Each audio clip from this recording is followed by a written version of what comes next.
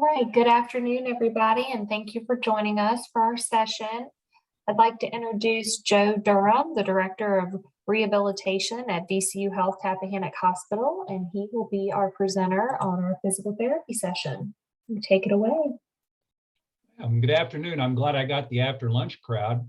Try your best to stay awake. I know after you've had a meal and got out and moved around a little bit, but we'll do the best we can to keep you engaged. So I am Joe Durham. I'm the Director of Rehabilitation at VCU Tappahannock Hospital. A little bit about my background. And it's kind of ironic that I'm presenting the history of physical therapy because I've lived through a lot of it. As you can see, I graduated from St. Louis University in 1981. And at that time, PTs graduated with a bachelor's degree, and we were able to take our state licensure tests and practice. I don't know if you know it or not, but I am a big Cardinals fan, so I had to throw that up there. So I returned to school back in 1983, and at that time, there was a push in the profession to get an advanced master's degree in various specialties such as orthopedics, neurology. I chose orthopedics, and that's how I ended up out at VCU. Completed that, returned back to the St. Louis area, met my lovely wife, who happened to be from Bethesda, Maryland. So we stayed out in St. Louis for a couple of years and then moved back to Richmond. I've been here ever since. I had a private practice in Mechanicsville in the early 1990s and operated that practice for about 23 years. During that time, I had VCU close by. So I went ahead and got a Master's of Science in Health Administration. And at that time, the profession was pushing for a doctorate in physical therapy. And all schools now graduate PTs with a doctorate degree. But for us old guys, they offered a transitional doctorate. So I went back to school again, got my DPT from VCU. Ended up selling my private practice in around 2011, and an opportunity in Tappahannock came up to become the Director of Rehab. At that time, we were called Riverside. VCU is now in the hospital for about 2 years. So that kind of brings you up to date on me. So unless you've had physical therapy or have worked in a physical therapy clinic, a lot of people really don't know what we do. The APTA, that's the American Physical Therapy Association, has a broad-based definition of what physical therapy is. Physical therapists are movement experts who improve the quality of life through prescribed exercise, hands-on care, and patient education. Physical therapists diagnose and treat individuals of all ages from newborns to people at end of life. So that's a pretty broad-based definition, which we wear a lot of hats. There's a lot of different areas within physical therapy that you can go through. We'll talk a little bit about that in a few minutes. So I'm going to give you a very brief history of our profession. Our profession started around the beginning of the 20th century during the polio epidemic, World War I and World War II. We were initially called Reconstruction Aides, and we cared for people that were coming back from injuries in the war or had issues with polio. Two names of note: Mary Mcmillan is generally considered the mother of physical therapy. She was sworn into the Army in World War I as a, quote, physical therapy aide. And she was the head reconstruction aide at Walter Reed Hospital in DC. Another pioneer was Sister Elizabeth Kenny, and that's her picture at the bottom. She brought a lot of techniques for treatment of polio problems during the 1940s. So if you go into physical therapy, you will see these names quite often at different awards, different lectures. Those are our two main founding people. So the next important item from our profession was the Hill Burton Act of 1946. So basically what this did was create hospitals in rural communities. I don't know, I grew up in a small hospital or a small community in Southern Illinois, about 7,000 people with a lot of smaller communities around. Every community had a Hill Burton hospital. So what happened is that led to an increase in hospital-based practice for PTs. Okay, so the role would progress from that time. We were thought of more of it as a technician, and we began to be thought of more highly, be considered a professional practitioner at that time. So then we'll jump now to about 1967. There was an amendment to the Social Security Act at that time that added a definition of outpatient physical therapy services. So not only were we able to work in hospitals, we were also able to work out in the community more. So that led to the emergence of a lot of private practices during the 1960s. Again, jumping ahead, when we got to the 1980s, therapists started specializing in different areas such as orthopedics, neurology, sports, pediatrics, and direct access started to become available at that time. And now it's available in some form in all 50 states. Direct access basically states that physical therapists can see patients without a prescription from a physician. So again, more autonomy to the profession as it grows.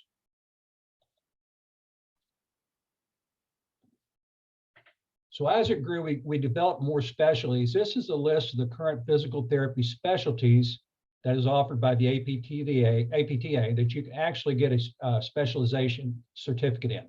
So you see cardiovascular pulmonary, working with people that have had heart attacks. Pulmonary is going to be a very big area when the long haul COVID people start filtering in. Clinical electrophysiology, these are people that do EMGs, electromyographic studies. Geriatrics, another big area. We know our population over 65 is growing, the baby boomers, and I think I'm one of the last, the baby boomer generation, coming into retirement. People are living longer, and when you live longer, you develop more health problems.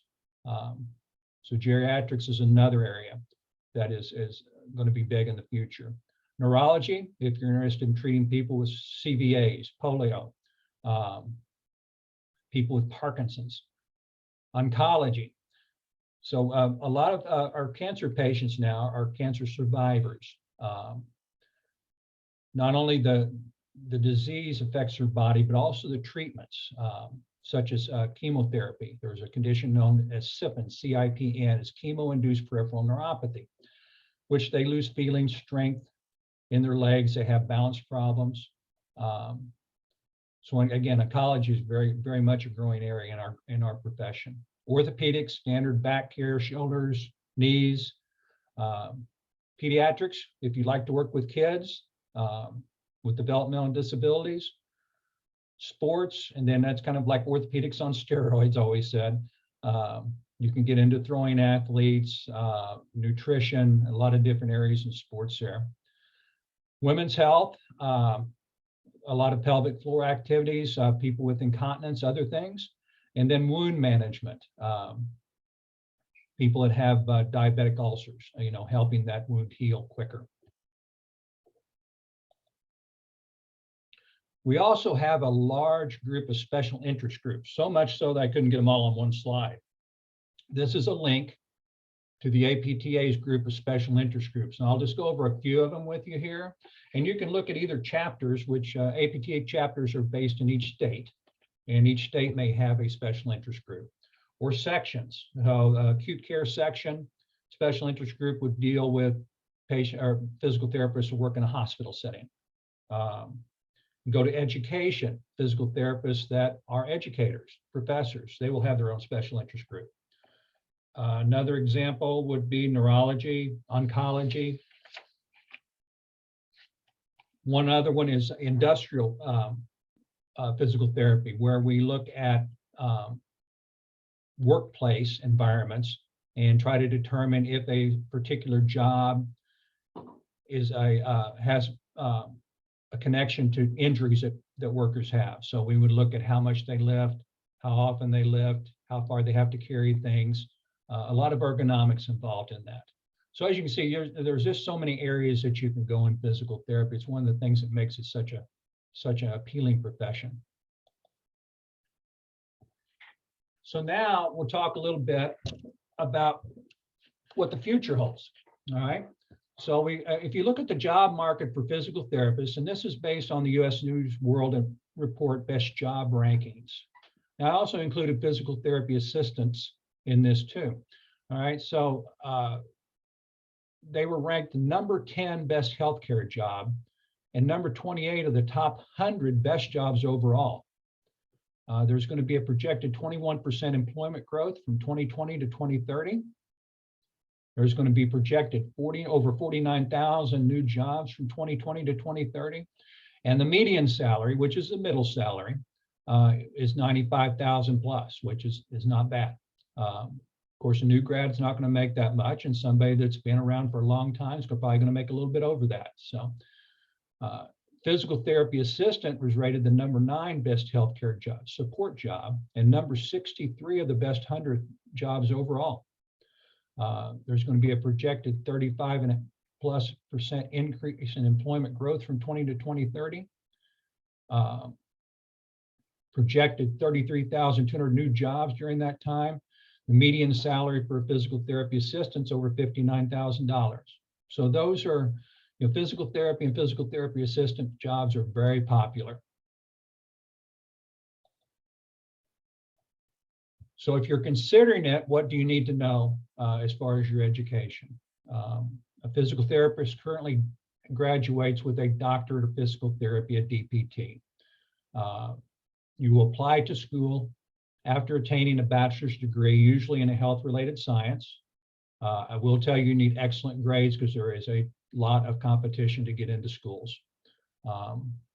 Another thing you need is prior experience. A lot of schools, when they are vetting their applicants, you will need to show that you volunteered in a physical therapy clinic or you've had some experience in a physical therapy clinic. So the DPT programs are usually 2 to 3 years long, and that includes clinical affiliations where you will go out and spend anywhere from 4 to 12 weeks working with patients under a physical therapist. Now, physical therapy assistant, and I think Laurie Daigle is speaking after me, and she may add to what I'm telling you about the assistant programs. You graduate with an associate's degree. It's usually a 2-year program, but that will also include your clinical affiliations. So many students that I know of that came through with a PTA degree have actually had a bachelor's degree in other areas and decided to go back to school. And again, prior experience and excellent grades are very helpful in getting in these programs too. They're very competitive.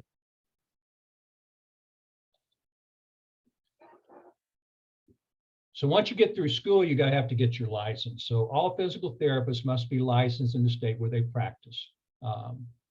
Physical therapy assistants may be licensed or certified depending on the state. All the testing is done by the state boards of physical therapy. And again, there's a link to that website. That will also tell you about different requirements for different states as far as licensure, and also continuing education requirements also vary from state to state. So in Virginia, continuing education requirements for you to renew your license, you must have 30 hours of CEU credits, continuing education credits, and 320 active practice hours in the preceding 4 years. So of those hours, 20 contact hours for PT and 15 contact hours for PTAs must be type 1s. So think of type 1 hours as going to a continuing education course or taking a class in school that's relevant to the profession. Now the rest of your hours can be type 2 hours. Some example of type 2 hours, if you're reading a journal article, keep track of the amount of time you spend reading a journal article. Also, if you are have a student, if you're a physical therapist or PTA that has a student under you, those can be used as type 2 hours. So it's important to keep track of them. They will audit you at time to time to see proof that you've attained your continuing education requirements.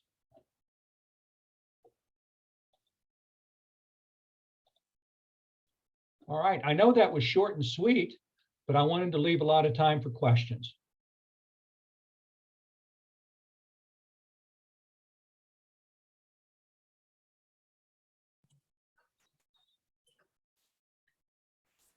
Everybody feel free to unmute or put your questions in the chat box.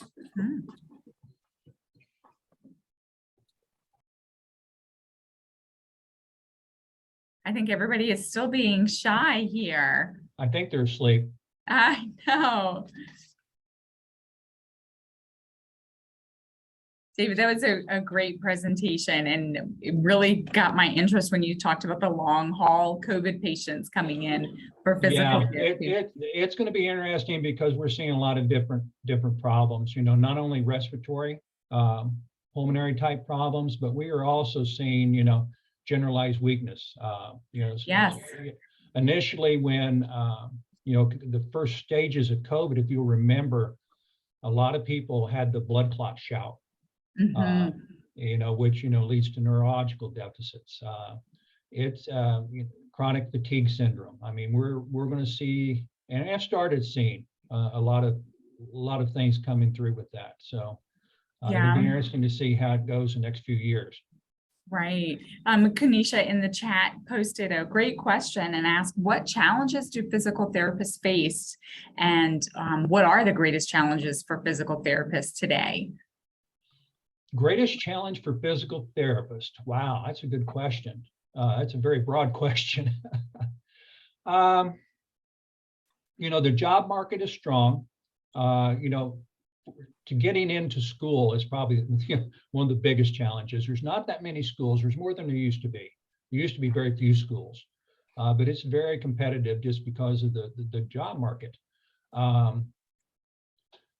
You know, if you look at healthcare as a whole, and you know, we're seeing this a lot in our economy now too, with the slowdown in supply chain, things like that. I mean, we are having to do more with less. You know, our budgets are very lean. So, you know, again, kind of a hard question to ask. You know, I would, you know, from that standpoint, I think, you know, like all of healthcare, we're challenged to keep our doors open, so to speak. Just because of the cost of things are going up, we can't get things. You know, one of the challenges I have as an administrator here is finding people to work. You know, we have a rural area. It's a small hospital.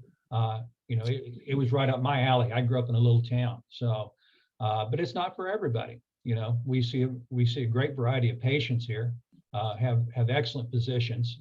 Since VCU took us over, we're getting really busy now. So I hope that answered your question.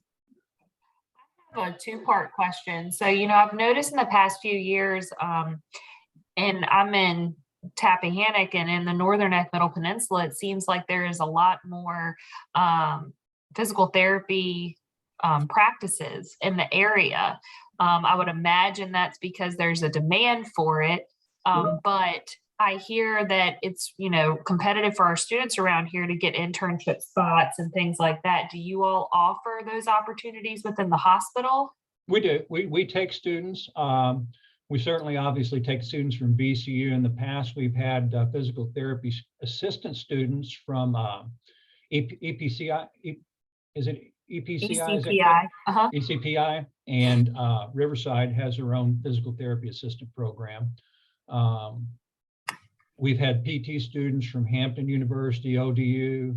I'm trying to, we had a, what is the new one out west, western part of the state? Cannot think of the name of it. Oh, well, we had one from there. So yeah, we love having students. And I think they have good experience with us too. Now at Tappahannock specifically though, has it kind of started to get back to normal with students coming in since COVID? Yes.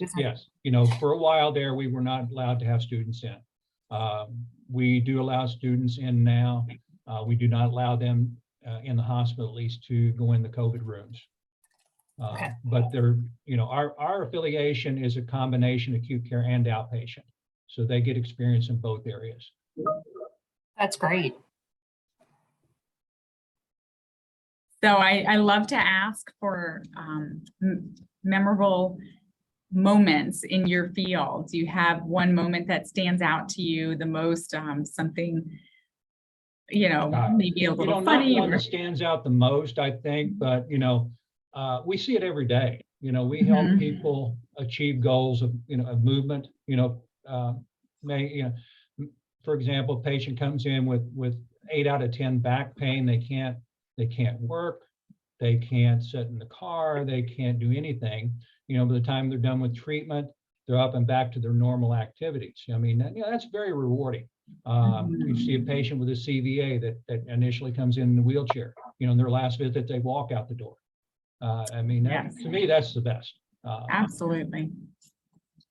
Yeah. What kind of student would be the most successful in this field of work? What do you think they would? I would recommend first that you go in and experience it, volunteer someplace. This is a very hands-on. You have to be a good communicator. You're one-on-one with your patient. You have to be, like I say, a strong communicator. You have to be a problem solver. And you have to care about your patients. If you're just there to get a paycheck and you don't care if the patient gets better or not, you're in the wrong profession. You need to be a caring person. You need to be a good communicator, and you need to be a problem solver. Okay, thank you. This question's kind of in the weeds, but if you have a patient that's had surgery and they come in to get physical therapy, and let's say there's a surgery complication or some kind of injury while they're with you for physical therapy, does that liability fall on you all while you're, I guess, serving them, or would that fall on the mistaken? Yeah, if it happened while we were performing treatment, it's questionable. It depends on, whether the patient or the therapist was careless or negligent during that time. If it happens outside of the clinic, I think that's very questionable whether we'd be liable.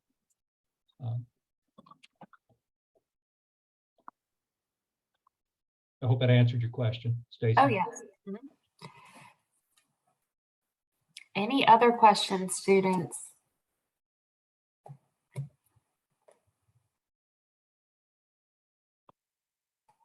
A great topic. Mr. Durham, I'm wondering who are the most that you see? Which kinds of surgeries are the most that you see people come in for physical therapy or some sort of rehabilitation? Yeah, it depends on a lot of what doctor refers to you. A lot of orthopedic surgeons or specialists.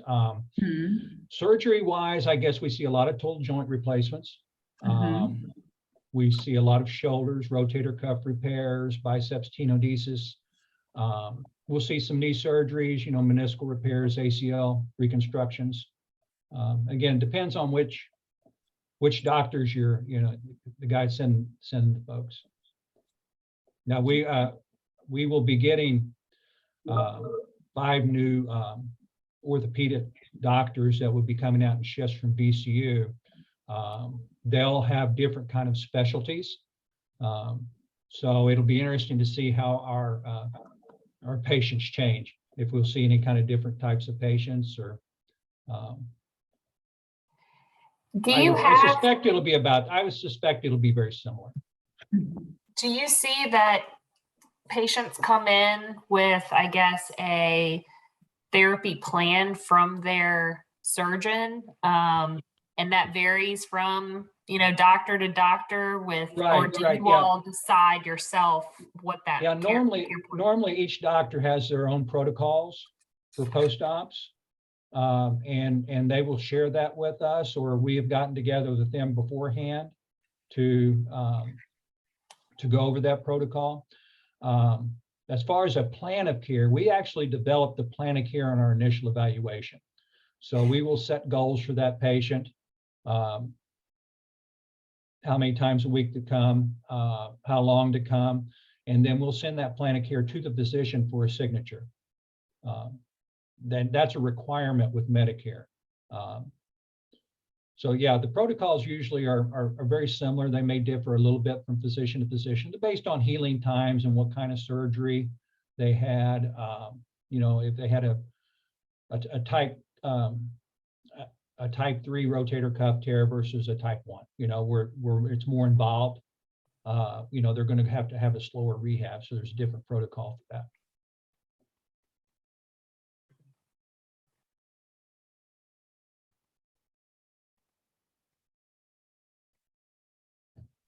All right, any other questions?